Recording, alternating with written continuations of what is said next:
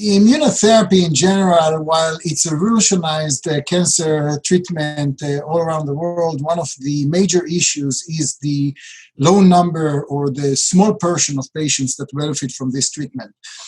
In melanoma, we see more people that benefit from this treatment, but in general, we would say that there are about 20 to or maybe 30% of the patients that benefit from this treatment, while others do not respond to the treatment at all. And one of the problems of that is that, the majority of the population get this treatment, but only a small portion benefit from it. And this is a problem, an economic burden problem, as well as problem of side effects that people may get with the treatment. So this is the major issue of immunotherapy. Still, immunotherapy has really changed the way we think about cancer and treat cancer.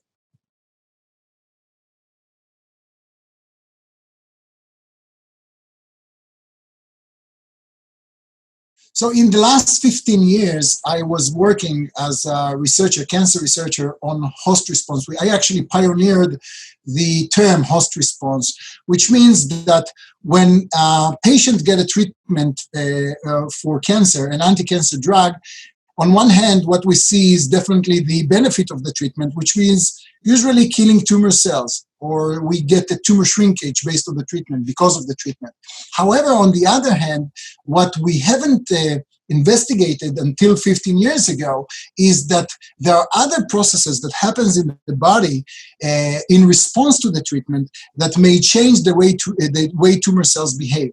These changes, I call them host response, the host that respond to the treatment and generate biological processes that sometimes are not to the to benefit of the treatment, but to the benefit of the tumor. So these biological processes are pro-tumorigenic and sometimes are pro-metastatic and can help the tumor regrow or metastasize or become resistant to treatment. And so the host response profiling platform that we have developed, and based on these findings, I founded the company OncoHost, is basically measuring a protein profile in the plasma of patients before and after the treatment with any type of anti-cancer drug. And based on the changes of the proteins, we can distinguish between patients that may respond or will not respond to the treatment. And this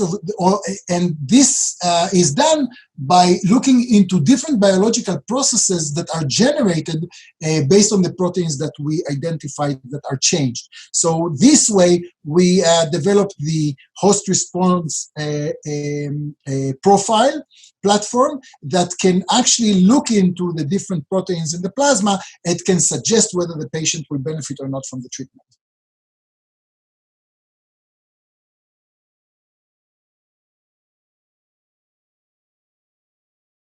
So the study that we actually described in this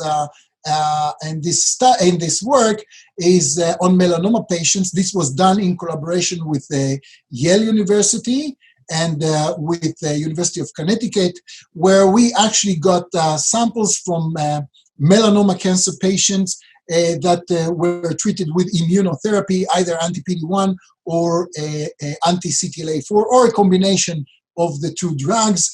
And we got the plasma samples from these patients. We used proteomic of we measured about 1,000 proteins in the plasma and looked at the changes in the plasma, where the primary aim of the study was to find a signature of protein that will stratify between responders and non-responders patients.